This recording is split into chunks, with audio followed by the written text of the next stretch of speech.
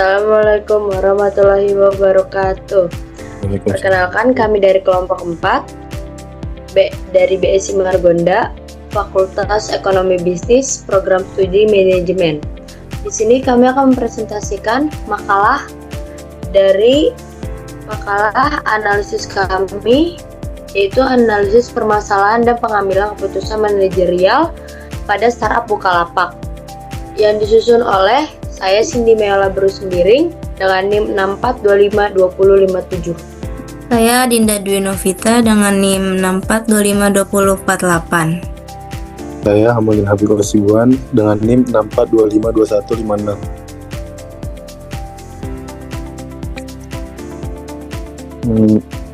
Sini materi presentasi dengan latar belakang, 2 rumusan masalah, 3 tujuan dan manfaat, 4 permasalahan manajerial, 5 strategi manajerial Bukalapak, 6 analisis SWOT Bukalapak, 7 dampak keputusan manajerial, 8 rekomendasi strategi ke depan, 9 kesimpulan.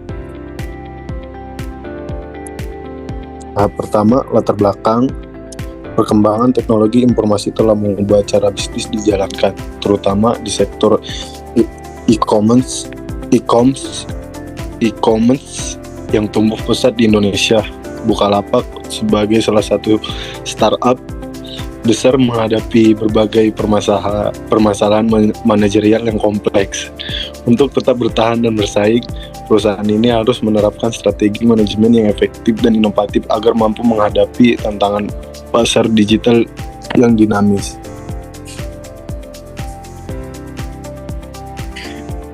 Tahap kedua, rumusan masalah. 1. Apa saja permasalahan manajerial yang dihadapi Bukalapak sebagai perusahaan startup? 2. Bagaimana strategi dan keputusan manajerial yang diambil untuk mengatasi masalah tersebut?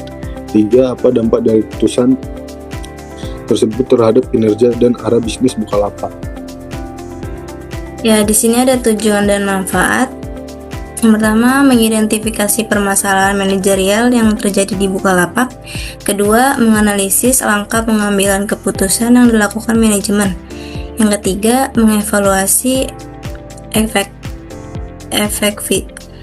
aktivitas keputusan terhadap perkembangan perusahaan.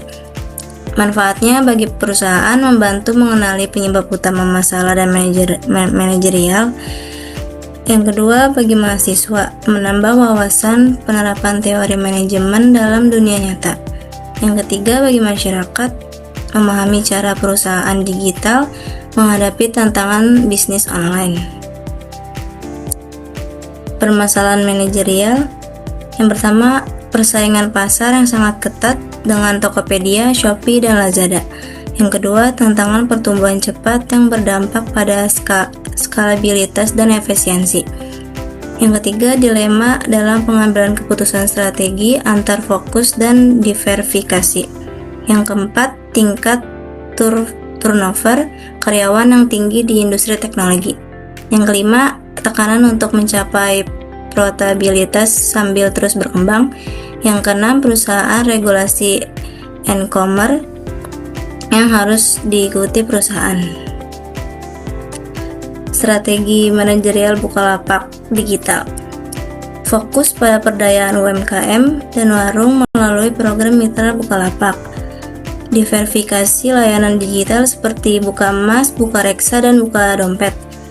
Inovasi teknologi berbasis AI dan peningkatan user experience. Menjalin partnership strategis dengan pihak logistik, finansial, dan brand besar.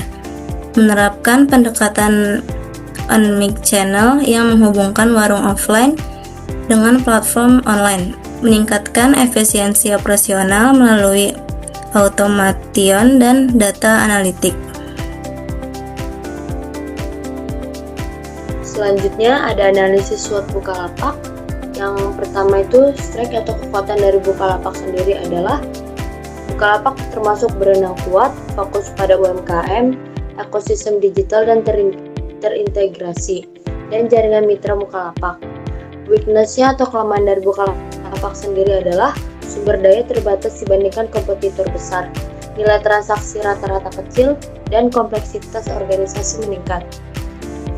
Untuk Opportunity-nya atau peluang dari Bukalapak sendiri adalah digitalisasi UMKM masih luas, penetrasi e-commerce di Indonesia masih rendah, dan pertumbuhan kelas menengah cepat.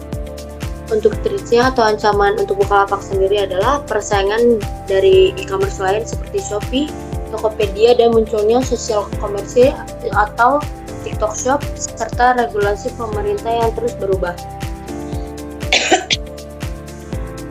Selanjutnya ada dampak dari keputusan manajerial. Keputusan dari manajerial Bukalapak berdampak positif terhadap pertumbuhan bisnis yang lebih inklusif dan berkelanjutan. Fokus pada UMKM membuat perusahaan memiliki identitas yang kuat dan loyalitas tinggi dari pengguna.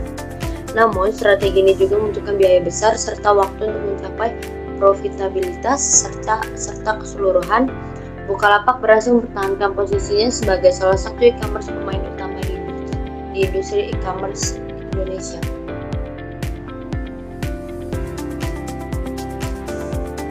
Selanjutnya ada rekomendasi strategi ke depan.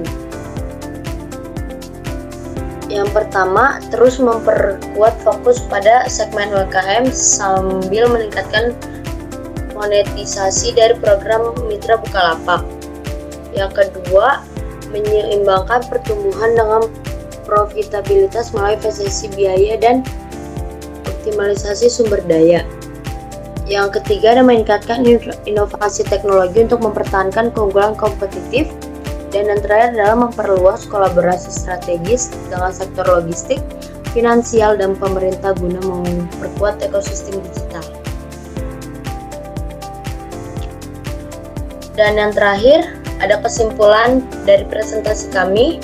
Bukalapak menghadapi tantangan manajerial yang kompleks, namun mampu bertahan berkat strategi fokus pada UMKM, diversifikasi layanan, dan inovasi teknologi. Keberhasilan jangka panjang perusahaan sangat bergantung pada kemampuan menjaga efisiensi, memperkuat kolaborasi, dan terus beradaptasi dengan perkembangan pasar serta teknologi. Sekian presentasi dari kelompok kami, kurang lebihnya mohon maaf. Terima kasih.